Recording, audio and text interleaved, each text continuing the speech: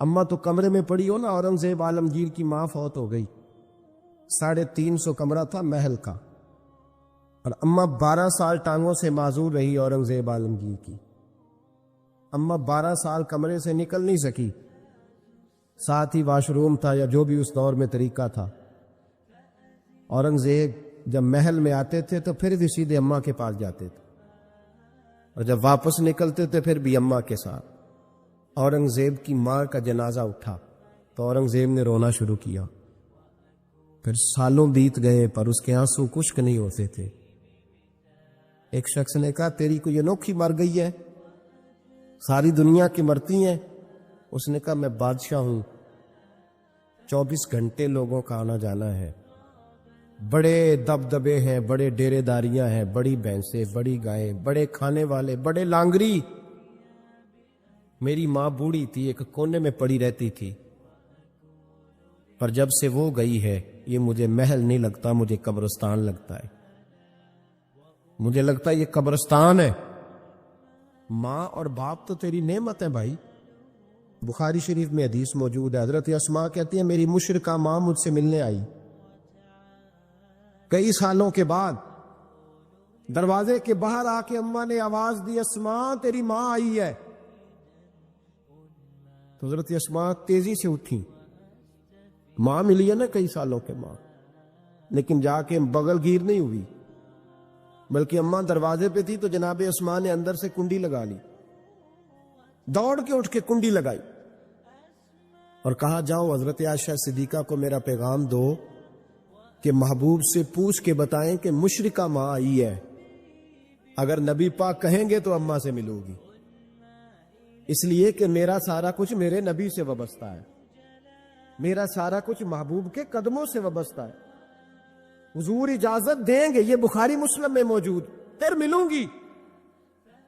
تو حضرت اسماء کا جب پیغام گیا تو نبی پاک علیہ السلام نے فرمایا وہ مشرکہ ہے تو خود ہی اللہ اس سے پوچھ لے گا، اسماء سے کہو تمہاری تو ماں ہے نا، تم تو ملے نا، میرا ابا جی ظالم ہی بڑا ہے، حضرت جی آپ کو نہیں پتا بڑے ظالم ہیں، انہوں نے میرے ساتھ بڑی زیادتیاں کی ہیں۔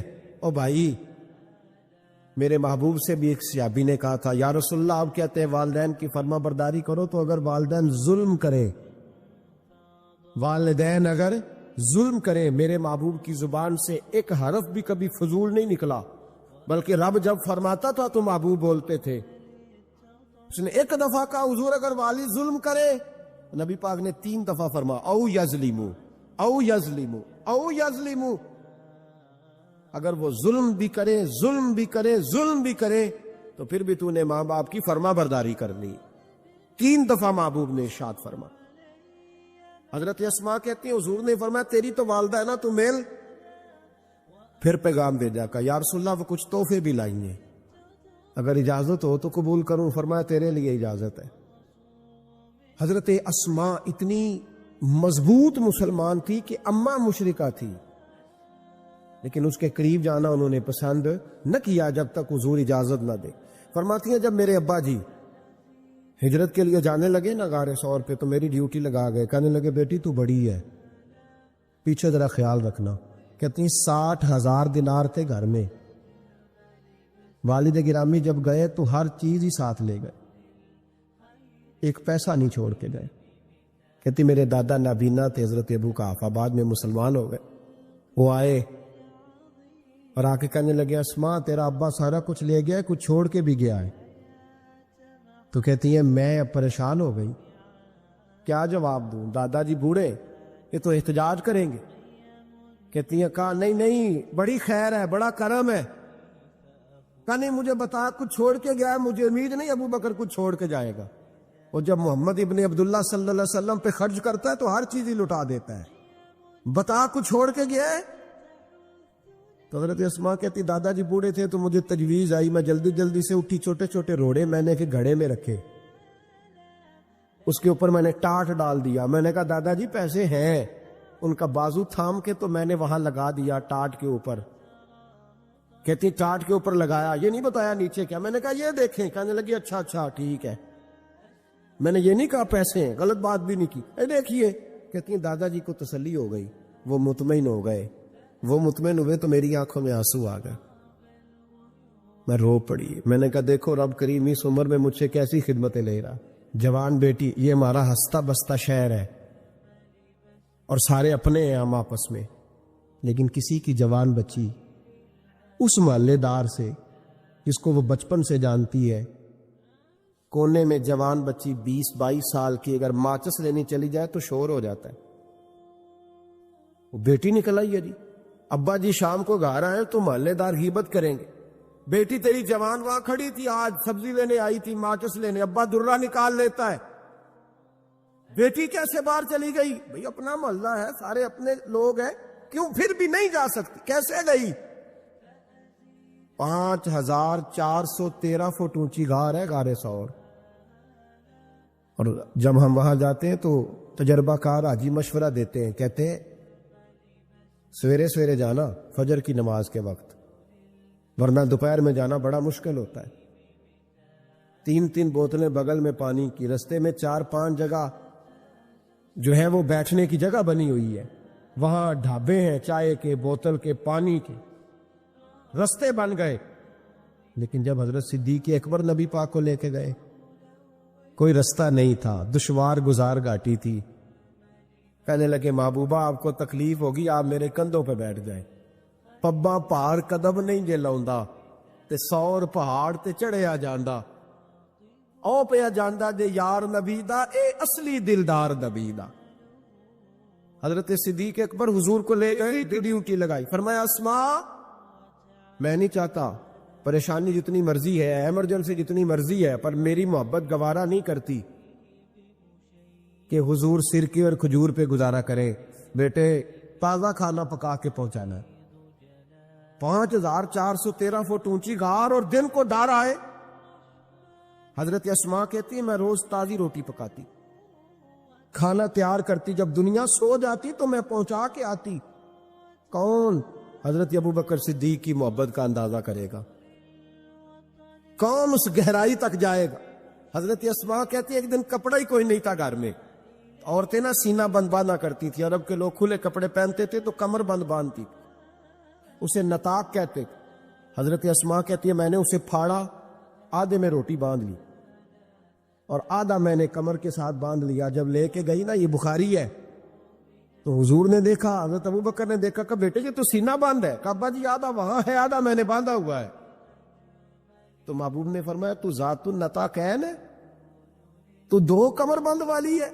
فرماتی ہے میرا نام ہی پڑ گیا اس سے، 2 کمر بند والی. حضرت اسماء روز کھانا پہنچاتی، محبت بڑے امتحان لیتی ہے.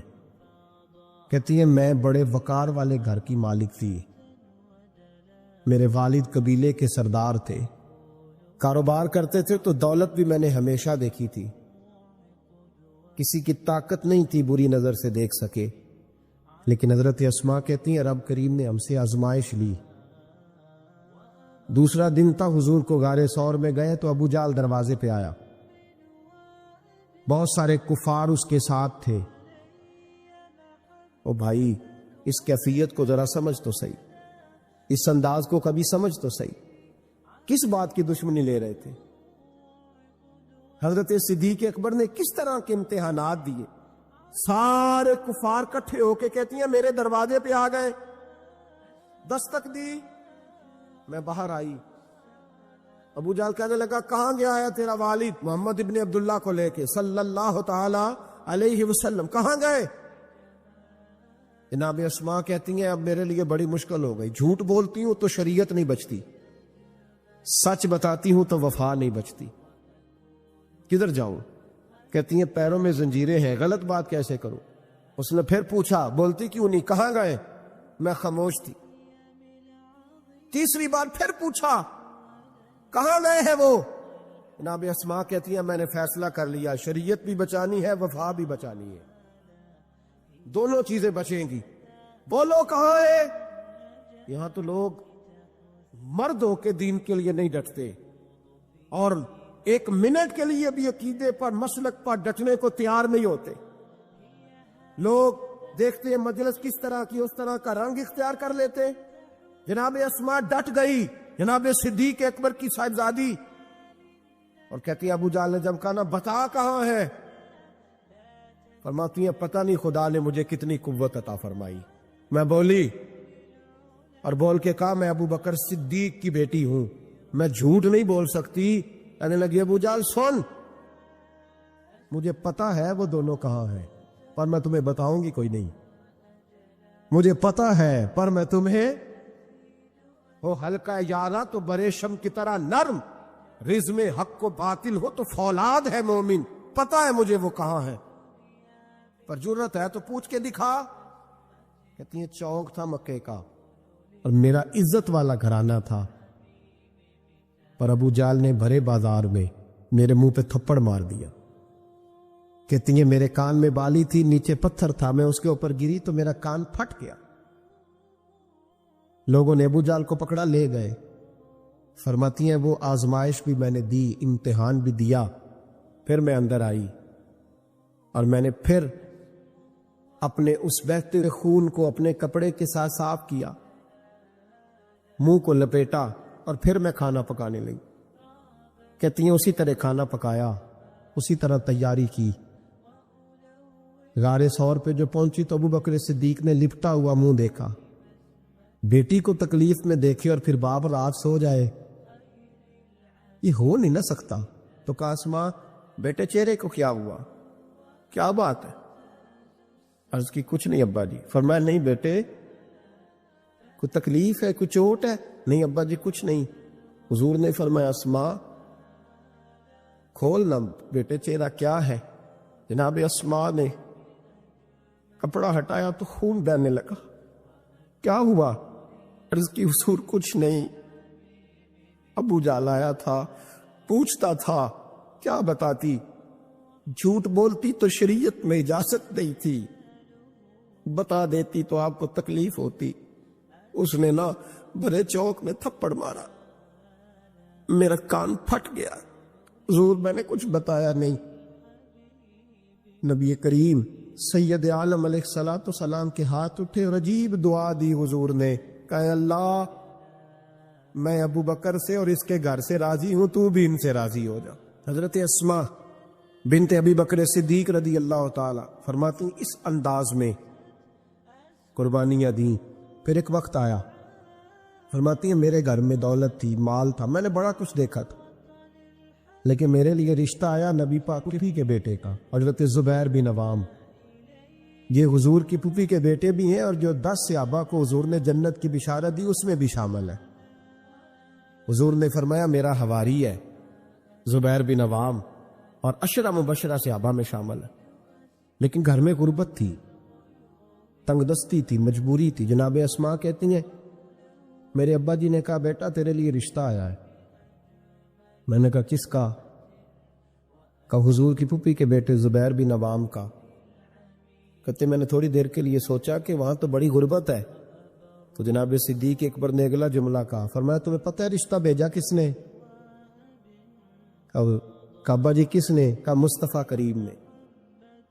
جناب اسما کہنے لگی پھر آپ کو مجھ سے پوچھنا نہیں چاہیے تھا, پھر حضور نے پسند کیا ہے, محبوب نے, اتنے میرے نصیب. حضرت اسما کہتی ہے میں اس گھر سے گئی تھی جہاں 3 غلام ہر وقت ہوتے تھے, اور یہ بخاری مسلم میں آپ کو ملے گا. بیٹیوں کی تربیت ہم کرتے ہیں, وہ کہتے ہیں او سسرال میں کام کرنا پڑتا ہے, سویرے اٹھنا پڑتا ہے, ایسے کرنا پڑتا ہے. سنو جناب صدیق اکبر رئیس مکہ اور مدینہ کی بیٹی فرماتی ہے میں جب زبیر بن عوام کے گھر میں گئی تو میں آٹا بھی گوندتی تھی, میں کپڑے بھی دھوتی تھی. محبوب نے میرا رشتہ کرایا نا. فرماتی ہیں میں چکی بھی پیستی تھی. فرماتی ہیں زبیر بن عوام نے گھوڑا رکھا ہوا تھا, وہ جب باہر جاتے تو میں گھوڑے کے لیے چارہ بھی کاٹ کے لاتی تھی, میں اس گھوڑے کو بھی سنبھالتی تھی, میرے ہاتھوں میں چھالے پڑ جاتے. ایک دن میرے ابا جی نے دیکھ لیا, ابو بکر صدیق بڑے پریشان ہوئے. کہتی ہیں انہوں نے جا کے محبوب کی بارگاہ میں عرض کی حضور اگر آپ اجازت دیں تو میں زبیر کو ایک غلام نہ دے دوں, میری بیٹی کام کرتی ہے, اس کے ہاتھوں میں نے چھالے دیکھیں, ایک غلام نہ دے دوں. ڈائریکٹ حضرت زبیر بن عوام سے نہیں کہا کہ تو اتنا کام کراتا ہے, جھگڑا نہیں کھڑا کر دیا. کہتی ہیں ایک غلام حضور کے ذریعے جناب ابو بکر صدیق نے بھیجا. اب وہ باہر کے کام سنبھالنے لگا، گھوڑے کو چارہ ڈال دیتا، کچھ سودا صرف لا دیتا. کہتے مجھے یوں لگا جیسے میں آزاد ہو گئی. غربت بھی تھی. زبیر بن عوام نیک بڑے تھے پر طبیعت کے ذرا سخت تھے. ایک دن ابا جی آئے تو میں نے کہا حضور اور تو کچھ چیز نہیں چاہیے، تھوڑی سختی ہے طبیعت میں. تو کہتے ہیں میرے والد نے یہ نہیں کہا میں پوچھوں گا، میں حضور سے بات کروں گا. کہنے لگے بیٹی صبر کر، بیٹی صبر کر، تیرا خامد نیک ہے، اگر تو اس کی رضا میں دنیا سے گئی تو رب تجھے بغیر حساب جنت عطا فرما دے گا. تو خامد کی پرہیزگاری بھی تو دیکھو نا بھائی، صرف دولتوں کی ضرورت ہے، صرف ان چیزوں کی ضرورت ہے، اس کی پرہیزگاری بھی دیکھو. اب اسماء کہتی ہیں اس کے بعد میں نے شکوہ نہیں کیا. اس کے بعد دوبارہ شکوہ، سخی بڑی تھی حضرت اسماء. حضرت عبداللہ بن زبیر آپ کے بیٹے تھے. کسی نے ان سے پوچھا کہ آپ کی والدہ کا کیا حال تھا؟ تو فرماتے میں اماں کو مصلے پہ چھوڑ کے گیا، عبادت کر رہی، عبادت گزار بڑی تھی، مصلے پہ چھوڑ کے گیا. فرماتے میں ظہر کے وقت گیا اور عصر کی نماز کے بعد آیا تو میری اماں ابھی بھی مصلے پہ بیٹھی تھی اور رب سے معافی مانگ رہی تھی. کہتے بڑی سخی تھی. اور میری خالہ سیدہ عائشہ بھی بڑی سخی تھی. حضرت عبداللہ بن زبیر فرمانے لگے دونوں میں ایک فرق تھا. حضرت عائشہ جب سخاوت کرتی تو کچھ پیسے جمع کر لیتی، ایک ہفتے کے پیسے جمع کر کے جوڑ کے کہتی چلو کسی غریب کا کچھ بن تو جائے. لیکن حضرت اسماء رکھتی نہیں تھی، کہتی تھی روز ہی دینے ہیں، چاہے ایک دینار میں موجود ہے. جب ان سے پوچھا گیا ایسا کیوں کرتی ہو تو کہتی ہے میں ایک دن نبی پاک کی بارگاہ میں نا کچھ پیسے دینے لگی تو میں نے 2-3 دفعہ گنے، کہا حضور جی کچھ دینار رکھ لیں. تو محبوب فرمانے لگے اسماء اللہ کے رستے میں گن گن کے نہ دے، ورنہ وہ بھی تجھے گن گن کے ہی دے گا. تو اس کے رستے میں بے حساب دے، وہ بھی تجھے بے حساب ہی عطا فرمائے گا. اور بچا بچا کے نہ رکھا کر، دے دیا کر. تو اس کے رستے میں دیتی رہ، رب بھی تجھے دیتا ہی رہے گا. ہم چونکہ گن گن کے دیتے ہیں نا، اس لیے ہم اس فلسفے کو سمجھتے نہیں. گن گن کے دو گے تو گن گن کے ملے گا، بے حساب دو گے تو اللہ بھی بے حساب ہی دے گا. حضرت اسماء کی سخاوت، پرہیزگاری. فرماتی ہیں کہ میں جب مدینہ منورہ ہجرت کر کے سب لوگ چلے گئے تو مسلمانوں کے گھر میں نا بیٹیاں ہی پیدا ہوتی تھی. تو یہودی عورتوں نے شور کر دیا کہ ہم نے جادو کر دیا، ان کے ہاں بیٹا نہیں ہو سکتا. تو جناب اسماء بنت ابی بکر صدیق رضی اللہ تعالیٰ عنہ فرماتی ہیں سب سے پہلا بیٹا مدینے میں اللہ نے مجھے عطا فرمایا. کہتی ہیں میں نے کہا جاؤ اس کے نانا کو خبر کرو. نانے دادے پیار زیادہ کرتے ہیں، نانیاں دادیاں پیار زیادہ کرتے. تو کہتی ہیں کہ میں نے نا کہا جاؤ نانا کو خبر کرو. تو کہتے جناب صدیق اکبر دوڑے آئے تو پہلے دن کا بچہ ہی اٹھا کے لے گئے. ابا جی بات تو سنے، عمر ٹھہر جا سن لیتے. کہتے لپیٹا میرے عبداللہ کو لے گئے اور سارے مدینے کی گلیوں میں شور کر او یہودیوں نکلو باہر دیکھو، تم کہتے تھے جادو کر دیا ہے، اللہ نے ہمیں بیٹا عطا فرما دیا ہے، دیکھو اللہ نے بیٹا دیا. کہتی پھر سارا مدینہ گھما کے نا تو مصطفیٰ کے پاس لے گئے. کہا یا رسول اللہ دیکھے اللہ نے نواسا دیا ہے. کہتی ہیں میرے بیٹے ابھی میں نے دودھ بھی نہیں پلایا تھا. میں نے کہا لے گئے ابا جی اور واپس بھی نہیں لائے. کہتے ہیں حضور کے پاس جب لے کے پہنچے تو نبی پاک نے کھجور منہ میں رکھی، اسے دانتوں کے ساتھ اس طرح چبایا کہ ذرے ذرے میں حضور کا لواب دہن شامل ہو گیا. وہ کھجور حضور کے لواب دہن میں گویا گون دی گئی. فرماتی ہیں اس کو نکال کے تو محبوب نے میرے بیٹے کو گٹی عطا فرمائی، عبداللہ نام رکھا. حضرت اسماء کہتی ہے جب واپس آئے میں نے کہا ابا جی میں نے تو ابھی اسے دودھ بھی نہیں پلایا تھا. تو کہنے لگے مبارک ہو، اس کے سینے میں جو سب سے پہلی غذا گئی ہے وہ میرے نبی کا لواب دہن گیا ہے. حضرت عبداللہ بن زبیر جوان ہوئے، ابھی 7-8 سال عمر کی تھی کہ تو ان کے والد حضرت زبیر بن عوام حضور کے پاس لے گئے. کہنے لگے یا رسول اللہ اسے بیعت بھی کر لیں. محبوب کا بیعت بھی کرا دیا. مسلمان تو پہلے ہی تھے، مسلمانوں کے گھر میں یہ وہی بیعت ہے جو ہم اپنے مشائخ کے ہاتھوں پہ کرتے. اس کی اتنی اہمیت ہے کہ حضرت زبیر بن عوام نے 6-7 سال کا بچہ بھی محروم نہیں رہنے دیا. حالانکہ کلمہ تو وہ شروع سے پڑھتے تھے. یہ بیعت اگر کلمے کی ہوتی تو وہ تو پہلے پڑھ رہے.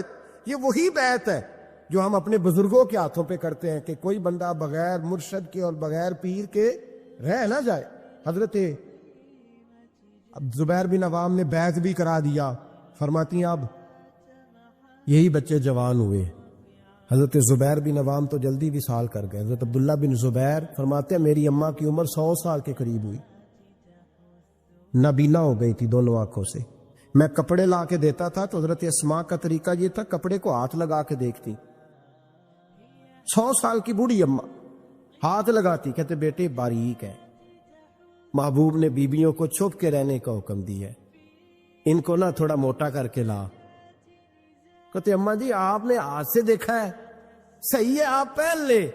کہتے میری اماں رو پڑتی, کہتے بیٹا بی بی کا زیور اس کا پردہ ہوتا ہے, تو مہربانی کر مجھے موٹا کپڑا لا کے دے تاکہ میں اپنے آپ کو چھپا کے رکھوں.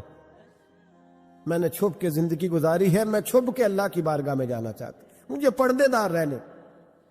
امام حسین رضی اللہ تعالیٰ عنہ کی شہادت کے بعد ان کا جھنڈا حضرت عبداللہ بن زبیر نے اٹھایا ہے, انہی کا جھنڈا. یزید جب مر گیا تو مکے مدینے اور حجاز کے جو سارے علاقے تھے ان لوگوں نے حضرت عبداللہ بن زبیر کے ہاتھ پہ بیعت کی تھی, جو حضرت اسماء کے بیٹے تھے, جناب صدیق اکبر کے نواسے تھے. وہ خلیفہ بن گئے, امیر بن گئے مسلمان. دوسری سائڈ پہ شام والی سائڈ پہ عبد الملک بن مروان بنا. اس نے یہ جو تعمیر کعبہ ہوئی ہے نا دوبارہ سے, جن بنیادوں پہ اب کعبہ ہے, انہی بنیادوں پہ حضرت عبداللہ بن زبیر نے بیت اللہ کو بھی دوبارہ تعمیر کروایا تھا. کیونکہ یزید کی فوجوں نے جب حملہ کیا تو بیت اللہ کے کچھ حصے شہید ہو گئے, تو جناب عبداللہ بن زبیر نے اسے بھی دوبارہ بنوایا. عبد الملک بن مروان نے حجاج بن یوسف کو ان کے مقابلے میں بھیجا. لڑائی ہونے لگی, 5.5 مہینے جنگ ہوتی رہی. حضرت عبداللہ بن زبیر کی فوجیں, کچھ تو شہید ہو گئے لوگ, کچھ بکھر گئے, آپ اکیلے رہ گئے. کہتے میری 100 سال کی بوڑھی اماں, میں اماں سے مشورہ کرنے آیا حضرت اسماء سے. بچے اس لیے بزدل ہوتے ہیں کہ باپ انہیں دلیری سکھاتا ہی نہیں. کہتے 100 سال کی بوڑھی اور نابینا اماں, کیوں نہیں بچے جہاد کے لیے تیار ہو رہے؟ مائیں کہتی ہیں شاید گھر میں رہیں گے تو موت نہیں آئے گی, شاید ہی اندر رہیں گے تو بچ جائیں گے. فرماتی 100 سال کی بوڑھی اماں سے جا کے کہا اماں اب تو میں تقریباً اکیلا رہ گیا ہوں, کیا کروں؟ تو کہتے میری ماں کہنے لگی حضرت اسماء بیٹے پہلے تو یہ بتا کہ تو حق پہ ہے کہ نہیں. کہ میں نے کہا اماں ہوں تو میں حق پہ. تو کہنے لگی جا پھر میدان میں کھڑا ہو جا اور جا کے لڑ, جب تک رب کو منظور ہوگا تجھے زندگی دے گا. اور بیٹا یاد رکھ جسے شہادت ملتی ہے اسے بھی اللہ کی مدد کے ساتھ ہی ملتی ہے, شہادت بھی اللہ کی مدد سے ملتی ہے, میدان میں جا. تو کہتے میں نے اپنی اماں سے کہا اماں یہ جو حجاج ہے بڑا ظالم ہے, سنا ہے جب کسی کو قتل کرتا ہے تو لاش کے ٹکڑے ٹکڑے کر دیتا ہے, وجود سارا کاٹ ڈالتا ہے. تو کہتے میری اماں میرے کندھے پہ تھپکی دے کے کہنے لگی بیٹے بکرے کو صرف ذبح ہوتے وقت تکلیف ہوتی ہے, جب اس کھال اتاری جائے تو کوئی تکلیف نہیں ہوتی, جب اس کا گوشت بنایا جائے تو کوئی. تو بیٹے گھبرانا نہ, رہنا میدان کے اندر, دیکھنا میں تجھے بھاگتا ہوا نہ سنوں, جا میرا بیٹا اللہ تیری مدد کرے گا. حضرت عبداللہ بن زبیر کہتے ہیں میری ماں کی گفتگو نے میرے وجود کو فولاد کر دیا. فرماتے ہیں جذبہ جہاد میری اماں نے میرے سینے میں بھر دیا.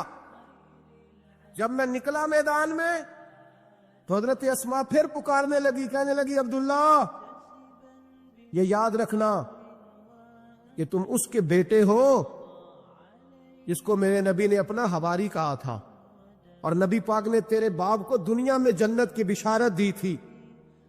اور یاد رکھنا کہ تیری دادی مصطفیٰ کی سگی پھپھی تھی, اور یہ بھی یاد رکھنا کہ تیرے نانا وہ ہے جنہیں دنیا صدیق اکبر کہتی ہے, اور یہ بھی ذہن میں رکھنا کہ تیری خالہ وہ ہے جو ام المومنین سیدہ عائشہ ہے. بیٹا جب میدان میں لڑنا تو اپنے خاندانی وقار کا ضرور خیال رکھنا, یاد رکھنا تم کون ہو, کس کے بیٹے ہو, کس کے بھانجے, کس کے بھتیجے, کس کے نواسے, خیال رکھنا. حضرت عبداللہ بن زبیر لڑے اور جب شہید ہو گئے تو حجاج بن یوسف نے ان کی لاش کو چوک میں لٹکا دیا، مکے کے چوک میں جہاں جنت المالا ہے، اس چوک میں ان کی لاش لٹکی۔ 14واں دن ہو گیا لاش کو لٹکے ہوئے، تو عبداللہ بن عمر گزرے، فرمانے لگے یہ دیکھو شاہ سوار لٹکا ہوا ہے، اور دیکھو 14 دن بیت گئے، اس کے وجود سے جب بھی کوئی سونگتا ہے اسے میٹھی خوشبو ہی آتی ہے۔ اور عبداللہ ابن عمر فرمانے لگے خوشبو کیوں نہ آئے، اس کے وجود میں جو پہلی غذا گئی تھی وہ مصطفیٰ کا لعاب دہن داخل ہوا تھا۔ 14 دن گزر گئے، حجاج نے پیغام بھیجا حضرت اسماء کو، میری بات سنو۔ آپ فرمانے لگی میں تو کسی کے پاس نہیں جاتی، اور میں سرداروں کو کیا سمجھتی ہوں، جا دوڑ جا۔ کہنے لگا میں زبردستی بلوا لوں گا۔ فرمایا طاقت ہے تو بلوا کے دیکھ، میں ابو بکر کی بیٹی ہوں۔ حجاج خود ملنے آیا اور آ کے کہنے لگا میرے بارے میں آپ کا کیا خیال ہے؟ تو حضرت اسماء کہنے لگی خیال کیا ہونا ہے، نبی پاک نے فرمایا تھا میری امت میں ایک کذاب آئے گا، ایک قاتل آئے گا۔ کذاب مختار سقفی تھا اور قاتل تو ہے۔ کہنے لگا تجھے پتہ نہیں چلا میں نے تیرے بیٹے کا کیا حال کیا؟ تو حجاج کہتے ہیں ایسا جملہ کہا حضرت اسماء نے کہ میری سوچ ہی بدل دی۔ میں نے کہا دیکھا میں نے تیرے بیٹے کا کیا حال کیا؟ تو حضرت اسماء کہنے لگی تو نے تو صرف اس کی دنیا خراب کی ہے، اس نے تو تیری آخرت خراب کر دی ہے۔ تو سمجھ نہیں آئی؟ تو نے دنیا خراب کی، اس نے تو تیری آخرت خراب کر دی، ابھی تو سمجھا نہیں؟ تو کہنے لگا اماں تو بوڑھی ہے، تجھے شاید پتہ نہیں کہ تیرے بیٹے کی لاش لٹکی ہوئی ہے۔ تو کہتے ہیں حجاج کہتے ہیں حضرت اسماء کہنے لگی شکر ہے اللہ کا، شکر ہے اللہ کا، میرے بیٹا لٹک تو گیا ہے پر کسی ظالم کے آگے جھکا تو نہیں نا، شکر ہے اللہ کا۔ اور کہنے لگی شاہ سوار لٹکے ہی ہوتے ہیں، جو شاہ سوار ہوتے ہیں وہ سواریوں پہ ہی ہوتے ہیں، حجاج جا۔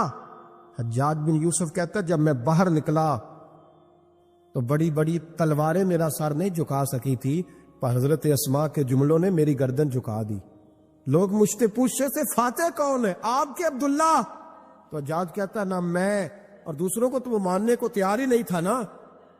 کہتا ہے فاتح دیکھنا ہے تو وہ ابو بکر کی بیٹی اندر بیٹھی ہے، وہ سب سے زیادہ فاتح، وہ فاتح ہے، اس کا حوصلہ جوان ہے، جس کے سینے میں ایمان کی قوت تگڑی ہے، جو آج بھی ان اصولوں پہ قائم ہے جو مصطفیٰ نے دیے تھے۔ حضرت اسماء اپنے بیٹے کے شہادت کے 3-4 دن کے بعد ہی وصال کر گئیں۔ 100 سال کی اسماء کا جب جنازہ اٹھا تو پھر دیکھا مکے کے لوگوں نے اور مدینے کے لوگوں نے کہ بادشاہوں کے جنازے میں اتنی خلقت نہیں آتی جتنی اس خاتون کے جنازے میں لوگ آئے، اور لوگ کہہ رہے تھے آج وہ خاتون دنیا سے گئی ہے جس خاتون نے اپنی زندگی کے 80 سال رسول اللہ کے دین کو دیے۔ بھائی یہ بات آج اس لیے ان کا ذکر، کیونکہ ان کا وصال بھی جمادی الثانی میں ہوا، اس لیے چھیڑا ہے۔ اپنے گھروں کے اندر ہم نے تربیت کا، بیٹیوں کی تربیت کا وہ والا ماحول بنانا ہے جو حضرت اسماء بنت ابی بکر کا تھا۔ ہماری بچیاں کہتی ہیں دکھ ہی بڑے تھے، غربت ہی بڑی تھی، ساری زندگی ٹینشن کی نظر ہی ہو گئی، ہم کیسے جمع ہوتے۔ وہ تو امیر گھر سے غریب گھر میں آئی تھی، غربتوں کی ٹینشن نے کبھی انہیں پریشان نہیں کیا بلکہ ان کے ایمان کو جلا بخشی، توانا رہیں۔ جب مائیں حضرت اسماء جیسی ہوتی ہیں تو بیٹے حضرت عبداللہ بن زبیر جیسے پیدا ہوتے، اتنے تگڑے اور دلیر بیٹے پھر دنیا کو ملتے۔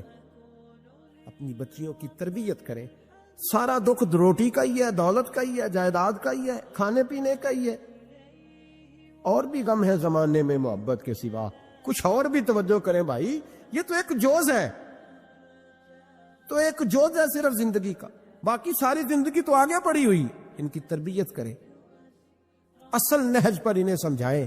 حضرت اسماء نے روشن کردار ادا کیا، تقوی، پرہیزگاری، عبادت، سخاوت، رسول اللہ کی نوکری، نبی پاک کی کامل محبت، اپنے بچوں کی تربیت، حضور کی ہر بات کے ساتھ وفا ان کا ترہ امتیاز رہا۔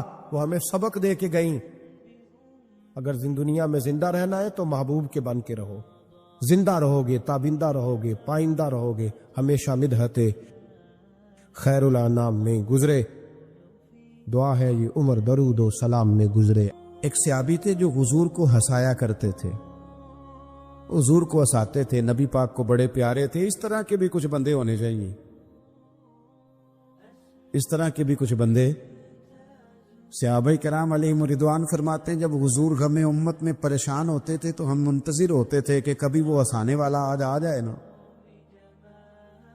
دو چار باتیں ایسی کر جائے نا ہنسانے والی تو معاملہ ٹھیک ہو جائے۔ کچھ لوگ ایسے ہوتے ہیں جن کو دیکھ کے ہی چہرے پر تازگی آ جاتی ہے، مثل تعویذ ہوتے ہیں نا کچھ لوگ، وہ جب بھی ملتے ہیں شفا ہوتی ہے۔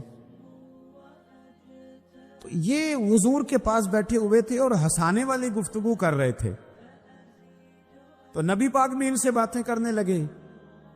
تو بات کرتے کرتے نا حضور نے انگلی ان کی طرف بڑھائی تو ان کے وجود کو انگلی لگ گئی۔ ایک تو وہ روایت ہے نا کہ صفے سیدھی کراتے وقت حضور تیر کے ساتھ صفے سیدھی کرا رہے تھے تو ایک صحابی کے پیٹ پہ لگ گیا، انگلی لگ گئی۔ عجیب دیوانے ہیں، کہنے لگے آپ نے مجھے تکلیف دی ہے، معاذ اللہ، انگلی چبھو دی، میں نے تو بدلہ لینا ہے۔ ہمارے ہاں مسئلہ یہ بن گیا ہے کہ کوئی بڑا آدمی بھی اپنے آپ کو قانون کے حوالے نہیں کرتا۔ ملک سے لے کر امت مسلمہ کے کل مسائل تک ہمارے ملک کے اندر ہر بندہ، اس کا مزاج ہوتا ہے کہ وہ اپنے آپ کو قانون سے بھلا تر سمجھتا ہے۔ لائن میں لگنا لوگ پسند نہیں کرتے۔ یہ ایک بہت بڑا مسئلہ ہے۔ حضور صلی اللہ علیہ وسلم کی انگلی لگ گئی تو کہنے لگے آپ نے تو مجھے تکلیف دی ہے، میں تو بدلہ لوں گا۔ تو حضور نے فرمایا لے لے بدلہ۔ اپنے آپ کو قانون کے حوالے بڑا آدمی جب کرتا ہے تو قانون کی عزت بڑھتی ہے، قانون کا وقار بڑھتا ہے، سوسائٹی کے اندر پھر طاقتور قانون ہو جاتا ہے۔ لیکن جب غریب آدمی کے لیے قانون اور ہو اور امیر کے لیے قانون اور ہو، تو اصل معاملہ تو قانون کی بالادستی کا ہے، آئین کی پاسداری کا ہے، اصولوں پہ کھڑے ہونے کا۔ تو نبی پاک صلی اللہ تعالی علیہ وسلم سے کہا کہ حضور نے فرمایا لے لو بدلہ۔ یہ حقوق العباد کی نزاکت عرض کر رہا ہوں، لے لو بدلہ۔ انہوں نے کہا جی پیٹ سے کپڑا ہٹائیے، تو حضور نے پیٹ سے کپڑا ہٹا دیا۔ تو بڑے دیوانے آدمی تھے، انہوں نے امت کو بتانا تھا کہ کچھ اس طرح کے رنگ بھی ہوتے ہیں محبت کرنے کے لیے، الٹی ہی چال چلتے ہیں دیوانگانے عشق، آنکھوں کو بند کرتے ہیں دیدار کے لیے۔ اس طرح بھی کبھی کبھی ہوتا ہے۔ کپڑا حضور نے ہٹایا تو انہوں نے نبی پاک کے جسم نور کو چومنا شروع کر دیا، کہنے لگے دن بڑے ہو گئے تھے، موقع نہیں کو بن رہا تھا، تو چلو یہ ایک موقع ملا ہے، حضور آپ کو کسی کے ساتھ زیادتی کر سکتے ہیں، یہ تو میں تو موقع تلاش کر رہا تھا۔ اور میرے بھائی نماز کا بھی موقع تلاش کرتے تھے صحابہ، جہاد کا بھی موقع ڈھونڈتے تھے، پر محبوب سے محبت کا بھی موقع ڈھونڈتے تھے۔ کبھی کبھی نا محبت کا بھی تو موقع نرے خشک نہیں نہ ہو جانا چاہیے۔ نہ علماں وچ پھسا سانو تو یار دی گل سنا سانو، اوتھے علم دا سکہ نہیں چلدا جتھے عشق ہوراں دا ڈیرا ہے۔ تو کبھی ادھر بھی ہیں حقوق العباد کے معاملے میں نزاکت۔ اور پھر جو آیت میں نے قرآن پاک کی پڑھی، ایک تو یہ ہے کہ آپ لوگوں سے معافی لے، معافی مانگے۔ ہمارے ہاں نا معافی کا مزاج، قبول کریں جب کوئی بندہ معافی طلب کرے تو معافی، ہمارے ہاں معافی مانگنے کا رواج میں آپ یقین کریں سرے سے ہے ہی نہیں، بلکہ الٹا لوگ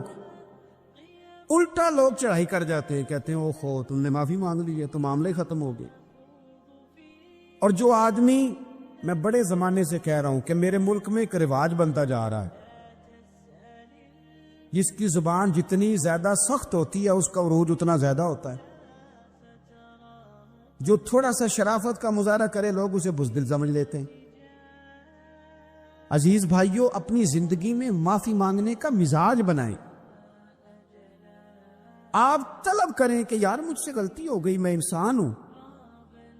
آپ یقین کریں ڈھیر سارے لوگ ہیں جن کے ذمہ ڈھیروں معافیاں ہیں، لیکن ان کا مزاج نہیں، ان کی طبیعت نہیں، ان کا تکبر آڑے آ گیا ہے، اور میرے نبی پاک صلی اللہ تعالی علیہ وآلہ وسلم نے فرمایا تھا یہی بدلہ دے دو کسی کا دینا ہے تو، یہی معافی لے لو یہی،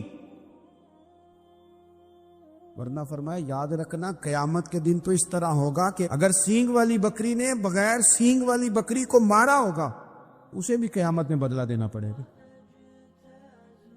یہی معافی تلافی لے لو یہی۔ تو ہمارے ہاں مزاج نہیں، مزاج بنائے نا آپ، معافی کا مزاج بنائے، رسمی ویسے معافیاں مانگتے ہیں، آج بجا رہا ہوں بھائی اگر کوئی ہو گئی تو معاف کر دینا، یہ تو رسم ہے، تو بڑی دنیا ادا کرتی، آپ کو پتہ ہے کہاں آپ کو معافی لینی ہے۔ تو جہاں جہاں اس طرح کے معاملات ہیں وہاں آپ کلیئر کریں۔ صحیح بخاری میں حدیث ہے حضرت ابو ذر غفاری سے، جب کسی نے کہا کہ آپ نے اسی طرح کے کپڑے خود پہنے ہیں جس طرح کہ آپ کے غلام نے پہنے، یہ کیا معاملہ ہے؟ تو فرمانے لگے، اعلانیہ خود بتانے لگے، فرمانے لگے مجھ سے ایک دفعہ غلطی ہو گئی تھی، میں نے ایک غلام کو جھڑک دیا تھا تو نبی پاک نے مجھے تنبیہ فرمائی، تو میں نے اس غلام سے معافی بھی مانگی، اور اس دن سے لے کر آج تک میں جس طرح کا خود لباس پہنتا ہوں اسی طرح کا اپنے غلام کو پہناتا ہوں۔ تو وہ خود بیان کر رہے ہیں، وہ لوگ اظہار کر رہے ہیں کہ ہم نے یہاں نبی پاک علیہ الصلوۃ والسلام کے تنبیہ کرنے پر ہم نے اپنے غلام سے، خادم سے یا کسی غلام سے معافی مانگی، تو معافی مانگنے سے بندے کا قد کبھی چھوٹا ہوتا ہے؟ میرے نبی پاک علیہ السلام نے فرمایا جو معافی مانگ لے اللہ تو اس کی عزت میں اضافہ کر دیا کرتا ہے۔ تو اس لیے ایک تو جہاں یہ معاملہ ہے وہاں، اور دوسری جو آیت میں نے تلاوت کی اس میں اللہ کہتا ہے کہ غصہ پی بھی جاؤ، معافی مانگو بھی اور معاف کر بھی دو۔ والکاظمین الغیظ والعافین عن الناس، فرمایا وہ لوگ جو غصہ پی جاتے ہیں اور لوگوں سے درگزر کرتے ہیں، لوگوں سے درگزر کرتے ہیں۔ واللہ یحب المحسنین، اللہ ان احسان کرنے والوں سے محبت فرماتا ہے، ان سے اللہ پیار کرتا ہے۔ تو رب فرماتا ہے جو غصہ پی جاتے ہیں والعافین عن الناس، اور لوگوں سے درگزر کرتے ہیں، ایک تو معافی مانگے اور دوسرا معاف کر بھی دے۔ اگر دل میں کوئی بات ہو تو معاف، ہر روز لوگوں کو معاف کر کے سویا کریں، پہلے تو اس طرح کا کوئی کام ہی نہ کریں۔ ایک شخص نے جملہ کہا تھا، لکھا تھا، کمال لکھا تھا، اس نے کہا تھا کبھی ایسا کوئی کام نہ کرنا کہ کوئی تمہاری وجہ سے جا کے رب کے سامنے رونا شروع کر دے، ایسا کوئی کام نہ کرنا کہ کوئی بندہ تمہاری شکایتیں اللہ رسول کو لگائے، اس طرح کا کبھی کام نہ کرنا کہ وہ تڑپ اٹھے اور کہے اب تمہارا شکوہ میں نے وہیں کرنا ہے۔ کچھ لوگوں کی شکایتیں کرنی پڑتی ہیں اللہ رسول کی بارگاہ میں بھی، اپنے مشائخ کی بارگاہ میں کر دیتے ہیں، بعض اوقات انسان وہ بے بسی کے عالم میں کرے یا بہت زیادہ تکلیف اسے سہنی پڑے تو تب کرے، ہو جاتا ہے۔ تو ایک تو ایسا کریں نا، اور کوشش کریں لوگوں کو معاف کر دیں، اپنے دل سے چیزیں نکال دیں۔ دو لوگ بیٹھے تھے نا حرم مکہ میں، ایک صاحب کہہ رہے تھے کہ میرے اوپر وہ بدر میں جو قتل ہو گئے کفار، ان کا ذکر چل رہا تھا، تو دونوں گفتگو کر رہے تھے بدر میں ہمارے اتنے لوگ مسلمانوں نے مار دیے۔ تو ایک ان میں کہنے لگے کہ اگر میرے اوپر قرض نہ ہوتا اور میرے چھوٹے چھوٹے بچے نہ ہوتے تو میں تو تلوار لے کے جاتا اور مدینہ شریف جا کے معاذ اللہ بدلہ لے آتا۔ دوسرا کہنے لگا میں دیتا ہوں نا تیرے بچوں کا خرچہ بھی، اور میں تیرا قرضہ بھی اتارتا ہوں، تو جا۔ اس نے کہا پکی بات ہے؟ کہا ہاں، قرضہ بھی میں اتار دوں گا، تیرے بچوں کا خرچ بھی اٹھاؤں گا، تو جا۔ اس نے خنجر تیار کیا، تلوار تیار کی، گھوڑے پہ بیٹھا، گلے میں وہ تلوار اس نے اپنے ڈالی اور مدینہ شریف آ گیا۔ اتفاق کی بات یہ کہ ملاقات حضرت عمر سے ہوئی۔ جناب عمر کہنے لگے مجھے تیری نیت ٹھیک نہیں لگتی، پکڑا کدھر آئے ہو؟ کہنے لگا میں تو بدر کے قیدیوں کے بارے میں بات کرنے آیا۔ فرمایا تلوار لے کے؟ تلوار لے کے چل تجھے حضور کے پاس لے کے جاتا ہوں۔ نبی کریم کی بارگاہ میں لے گئے تو حضور فرمانے لگے کیسے آئے ہو؟ کیسے آنا ہوا؟ کہنے لگے جی میں تو بدر کے جو قیدی آپ کے پاس ہیں ان کی بات کرنے آیا تھا۔ تو حضور فرمانے لگے چل پھر باقی کی میں سناؤں؟ خیال آیا مسلمان نیک و بد پہچان جاتے ہیں، محمد آدمی کے دل کی باتیں جان جاتے ہیں صلی اللہ تعالی علیہ وسلم۔ فرمایا میں سناؤں؟ حضور کیا؟ فرمایا تم اور فلاں بن فلاں وہاں بیٹھے ہوئے تھے نا حرم مکہ میں، فلاں پہاڑ کے ساتھ ٹیک لگا کے، اور تم نے یہ کہا تھا نا کہ قرضہ نہ ہوتا، بچے چھوٹے نہ ہوتے تو بدر کے مقتولین کا میں بدلہ لیتا۔ یہ سارا کچھ طے کر کے پھر آئے ہو تلوار لے کے، اور یہاں کہتے ہو میں قیدیوں کے بارے میں بات کرنے آیا تھا۔ اس کے تو پسینے چھوٹ گئے، وہ تو بے حال ہو گیا۔ اس نے کہا اس کا تو سوائے اس کے اور میرے کسی کو نہیں پتا، اور اگر آپ کو پتا چل گیا ہے تو پھر آپ اللہ کے سچے رسول ہیں۔ تو حضور اگر آپ کو پتا چل گیا ہے کہ میں قتل کرنے کے ارادے سے آیا ہوں، میں معاذ اللہ بدلہ لینے آیا ہوں، اللہ کرے آپ کو سمجھ آئے میری بات کی۔ یعنی ایک تو یہ ہے کہ بندہ وہ پکڑا گیا ہے، اور ایک یہ کہ کسی کو پتا چل گیا ہے کہ یہ اس کام آیا ہے۔ پھر لوگ جب معافی دیتے ہیں تو بڑی کہانیاں سنا کے دیتے ہیں، ایسے نہیں دیتے۔ حضور اب آپ کو پتا چل گیا ہے تو کیا کریں گے؟ تو حضور فرمانے لگے تو بتانا تیرے ساتھ کیا کریں گے؟ اس نے کہا کہ میں نے سنا ہے آپ معاف بڑا کر دیتے ہیں۔ یعنی یہ گھر سے کو پیار کرنے نہیں آیا، پھولوں کا گلدستہ لے کے نہیں آیا، تلوار لے کے آیا ہے، لیکن یہ میرے محبوب کا حوصلہ ہے۔ اور آیا بھی این مسلمانوں کے بیچ ہے جو چاہیں اس کے ساتھ کر سکتے ہیں۔ اس نے کہا معاف کر دیں، تو حضور نے فرمایا جا میں نے معاف کیا۔ حضور نے معاف کیا۔ وہ کہتا حضور معاف کر رہے تھے اور رب میرے دل میں ایمان کو تازگی عطا فرما رہا تھا۔ حضور نے معاف کیا اور میں نے کلمہ پڑھنا شروع کر دیا۔ ہم معافی نہیں دیتے، کبھی کبھی صلح تو کر لیتے، صلح ہو جاتی ہے، پنچایت میں صلح ہو گئی، پھر لڑائی ہوئی، پھر بات شروع سے شروع ہو گئی، کیونکہ ہم نے معافی، پھر وہ بات شروع ہو گئی 1955 سے، تو وہ بھی آکھیا سی، تو اے بھی کیتا سی، وہ بننے والی گل یاد ہی، او بس کر یار، کچھ بھولیں بھی تو۔ بچے پتہ کیوں خوش رہتے ہیں؟ آپ کو پتہ ہے بچے کیوں خوش رہتے ہیں؟ بچوں کو بات بھول جاتی ہے، اس لیے بچے، اماں نے ادھر 2 تھپڑ مارے 3-4 منٹ پہلے، اور اگلے 5 منٹ میں اماں نے پھر ماتھے کا بوسہ لیا تو بھول گئی بات۔ اللہ کرے کوئی تھوڑے تھوڑے بچے بھی بن جائیں۔ یہ جو بہتے سیانے ہیں نا، ان کا بھی اللہ ہی حافظ ہے، عقل زیادہ آ گئی ہے نا۔ اس لیے اقبال جیسے لوگوں نے کہا تھا خرد کی گتھیاں سلجھا چکا ہوں، یا رب مجھے صاحب جنوں کر دے، صاحب جنوں کر دے، صاحب اللہ کوئی تھوڑا سا مجھے مجنون بھی بنا۔ یہ زیادہ عقل تو کسی کام کی رہی نہیں، پاگل کر دی، پاگل کر دی۔ بہت سارے لوگ ایسے ہیں زیادہ سمجھدار ہوتے ہیں، لہذا معافی دینے کو تیار ہے، معافی دیں۔ جب کوئی معافی کا مطالبہ کرے تو اسے معافی۔ اچھا میں آپ سے نا کسی کی بات نہیں کرتا، ایک مثال میں آپ کو ذاتی دیتا ہوں۔ میں آج ہی سوچ رہا تھا، مجھے نا بہت سارے لوگوں نے دیکھا ہوتا ہے کیمرے کی آنکھ سے،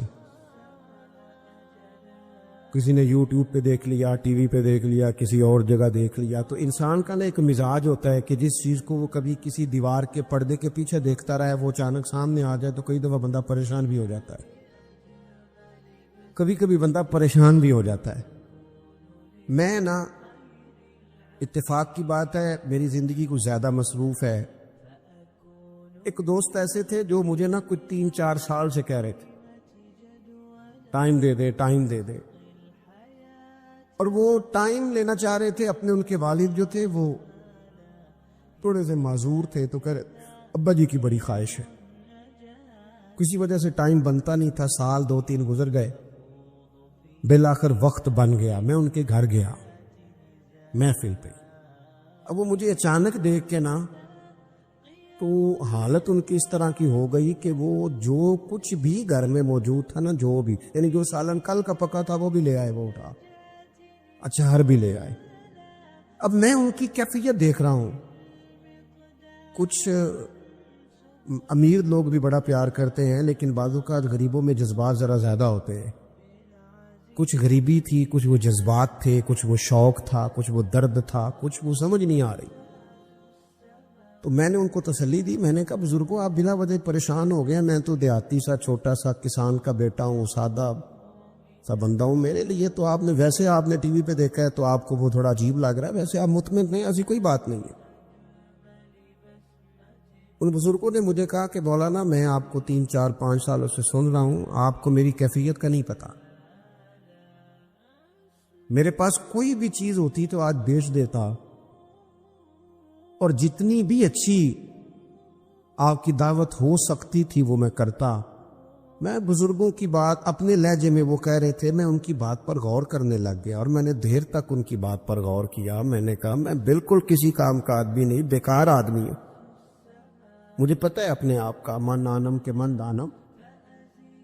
تو میرے لیے اگر کسی بندے کے یہ جذبات ایک بیکار آدمی کے لیے، تو پھر مدینے والے محبوب کے میلاد کے لیے ہمارے کیا جذبات ہونے چاہیے۔ وہ خواجہ غلام فرید صاحب نے نا ایک کافی لکھی ہے، مجھے ساری تو یاد نہیں، لیکن وہ کہتے ہیں کہ ایک باری لانگا تو میری جات ہے، پھر وہ اس میں بڑی باتیں گنواتے ہیں۔ وہ کہتے ہیں میں حضرت زلیخا تو 2 جوڑے دیتی تھی نا سیدنا یوسف علیہ السلام کو دن میں، ایک وہ پہن لیتے تھے، اترتا تھا تو وہ خیرات کر دیتی تھی، پھر دوسرا پیش کرتی تھی، وہ اترتا تھا خیرات کر دیتی۔ کہتے حضور اگر آپ آئیں تو میں ایک دن میں 100 پیش کروں گا۔ اور ساتھ کہتے ہیں کہ گھر میں غریب ہاں دل تے امیر ہے، حضور میں مزاج کے لحاظ سے غریب ہوں۔ پھر وہ بڑی باتیں گنواتے ہیں، کہتے ہیں حضور میں نا آپ کے لیے جو ہے پھول رکھوں گا، یا رسول اللہ میں آپ کے لیے مصری لاؤں گا، حضور میں آپ کو سونف پیش کروں گا، حضور میں مل مل کے کرتے دوں گا، یہاں پگڑیاں بڑی پیاری بنتی ہیں میں وہ پگڑیاں پیش کروں گا۔ پھر کہتے ہیں آخر میں حضور اگر آپ آ جائیں نا تو پھر میں اپنے گلے میں پلڑا ڈال کے منت بھی کروں گا کہ مہربانی فرما ایک رات ہی میرے گھر میں ٹھہر جا، ہاڑا وے جانی رات رہ پاؤ، زندگی پرائی ہے، محبوب چل ایک دن ٹھہر جا۔ میں اب یہ شوق کی کیفیت دیکھیں، یہ درد ہے، یہ ایک تمثیل ہے، یہ ایک حسن ہے، اس کو آپ سمجھیں۔ رسول پاک کی ذات کے لیے امت کے دلوں میں جو کیا کہا تھا درویش نے، مینوں لنگ کئی مہینے تے برس گئے تے تیری دید نو دیدے ترس گئے، کدی کدی ٹوٹیاں دلاں وال پھیرا پا، آس بھی تو تے امید بھی تو۔ اور ایک صاحب کہنے لگے چر ہویا مینوں ترلے لیندیاں، کدے موڑ میرے ول واگاں، خواب میری وچ ایک وار جاویں میں ساری عمر نہ جاگا۔ میرے عزیز حضور کے لیے شوق، محبت، غلامی کے جذبات، وہ کیفیات کہ رسول کریم اللہ نے ہمیں دے دیے، نبی پاک ہمیں دے دیے۔ میں اور آپ کبھی غور کریں کہ اگر ہمارا حضور سے رشتہ نہ ہوتا تو کیا ہوتا، اگر حضور سے تعلق نہ ہوتا۔ میرے کئی کلاس فیلو ہیں، کوئی بیچارہ بیکری کرتا ہے، کوئی کام، سارے اچھے ہیں ماشاءاللہ، رزق حلال کماتے ہیں، لیکن میں کئی دفعہ سوچتا ہوں تیری نسبت نے سوارا میرا انداز حیات۔ میں اگر تیرا نہ ہوتا سگے دنیا ہوتا۔ میرے کریم رسول نے آ کے کہا تھا سیدنا بلال سے کہ بلال تیرے قدموں کی آواز میں نے جنت میں بھی سنی ہے، میں نے تیرے قدموں کی آواز جنت میں بھی۔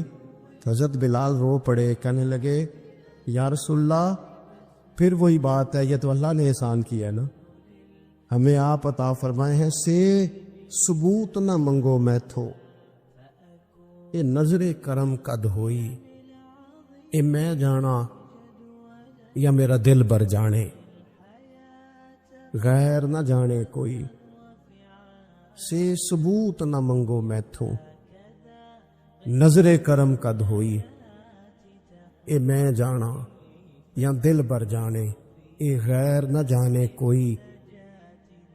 मैं ते मिस्कीन पुराना खादम, किसे दर मिली न टोई, ए ते वासफ यार ने नजर जो की थी, फिर वासफ वासफ ही होई। हुजूर अल्लाह का एहसान बनकर हम पर तशरीफ लाए, एहसान बनकर।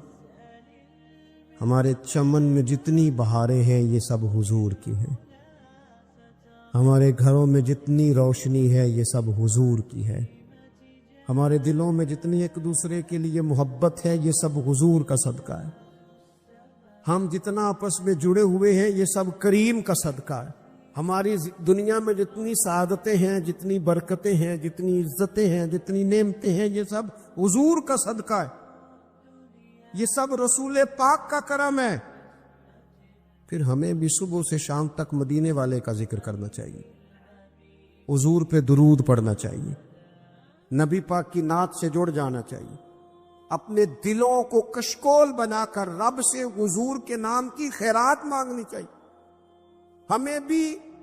हमें भी गदा बन जाना चाहिए रसूल पाक के दरवाजे का, हमें भी हर वक्त अपनी कल्बी कैफियत हुजूर से लगा देनी चाहिए। हमें भी रोज क्या कहते हैं मेरे इमाम, कहते हैं मांगेंगे मांगे जाएंगे, मुंह मांगी पाएंगे। सरकार में न ला है न हाजत अगर की है, कहते हैं लबवा हैं आंखें बंद हैं, फैली हैं झोलियां, कितनी मजे की भीख तेरे पाक दर की है, कितनी मजे की भीख तेरे पाक दर की। अपना ताल्लुक हुजूर से जोड़े। दुनिया की मोहब्बत, माले दुनिया की मोहब्बत, हुजूर फरमाते हैं ये हर बुराई की जड़ है। जब किसी शख्स को प्यार हो जाए कि मैंने पैसे ही जमा करने हैं, दौलत इकट्ठी करनी है, माल ही जमा करने हैं, जब उसका ये ज़हन बन जाए तो फिर वो किसी चीज़ की परवाह नहीं करता। उसे हुकूक ज़ाया होते नज़र आए तो होते रहें, यतीमों का माल है कि गरीबों का माल है कि ज़कात का माल है कि खैरात का माल है कि किस चीज़ का माल है, किसी शरई पाबंदी का लोग ख्याल नहीं करते। गलबा तो कर गई दुनिया की मोहब्बत। ये दुनिया की मोहब्बत जिस तरह हर बीमारी की जड़ है, नुकसान करती है। हमें अपने आप से पूछना चाहिए, सवाल करना चाहिए कि दिल क्या चाहता है। दरअसल ये सीने में है, धड़कता है, तो बुनियादी तौर पर सुबह से शाम तक इसकी तलब क्या है, इसकी चाहत क्या है, ये हमें देखना चाहिए ना। जिस तरह दुनिया की मोहब्बत तबाही पैदा करती है ना, इसी तरह अगर मोहब्बत हो जाए ना अल्लाह रसूल से, अब रब रसूल से हो जाए प्यार तो भूख भी बड़ा ही मजा देती है। अल्लाह रसूल से हो जाए प्यार तो उनकी तरफ से आने वाले सुख जितनी लज्जत देते हैं, दुख भी उतना ही मजा देते हैं। और दरवेश कहते हैं दुख कबूल मोहम्मद बख्शा, बस राजी रहन प्यारे। फिर वो तकलीफें, वो आजमाइशें, वो परेशानियां, वो गुर्बतें, वो वक्ती तौर पर लोगों के ताने, वो तनकीद, वो तंज, वो फब्ती, ये सारी चीजें मजेदार हो जाती। मोहब्बत अल्लाह रसूल से हो। हम न अपनी तबीयतों में चाहत की, रब रसूल की मोहब्बत की वो खास लज्जत नहीं पैदा करते जो होनी चाहिए। महफिल भी होती हैं, रोजे भी आते हैं, हज भी होते हैं, उम्रे भी होते हैं, लेकिन हज उम्रा अल्लाह रसूल के लिए है कि फोटो के लिए? महफिल अल्लाह रसूल के लिए या फ्रंट सीट के लिए?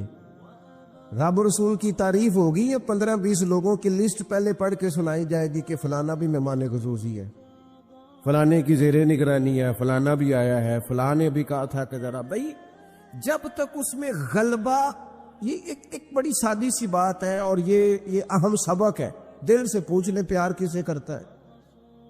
और किसी बंदे को धोखा दिया जा सकता है, किसी को अपनी बातों से मुतासर किया जा सकता है, किसी आदमी को दिखाया कुछ, बताया कुछ जा सकता है, कुछ छुपाया जा सकता है। हुजूर अलैहिस्सलातु वस्सलाम फरमाते हैं रब ना तुम्हारा चेहरा देखता है, نہ تمہاری جیب دیکھتا ہے، مالک تو جب دیکھتا ہے تمہارا دل ہی دیکھتا ہے۔ تو دل کی کیفیت اللہ کو پتہ ہے۔ دل بے چین اس لیے رہتے ہیں کہ یہ جو پیاس اور جو طلب کرتے ہیں وہ ہم انہیں پہنچاتے نہیں۔ دل بے قرار اس لیے رہتے ہیں کہ یہ رب و رسول کی محبت سے ٹھنڈے ہوں، ہم ادھر ادھر کی چاہتے لیے پھرتے۔ ان کے اندر بے قراری اس لیے ہے کہ ہم نے امیدیں لوگوں سے وابستہ کر لی ہیں، جو لوگوں سے نہیں کرنی چاہیے تھی، اللہ رسول سے کرنی چاہیے۔ ہم نے اسباب کو اختیار کرنا ہے، بھروسہ اسباب پر نہیں، بھروسہ تو اللہ تعالیٰ پہ کرنا ہے۔ تو جب تک دیکھیں نا قرآن مجید نے کیا کہا، قرآن مجید نے کہا والذین آمنوا اشد حبا للہ، فرمایا وہ لوگ جو ایمان لے آئے وہ اپنے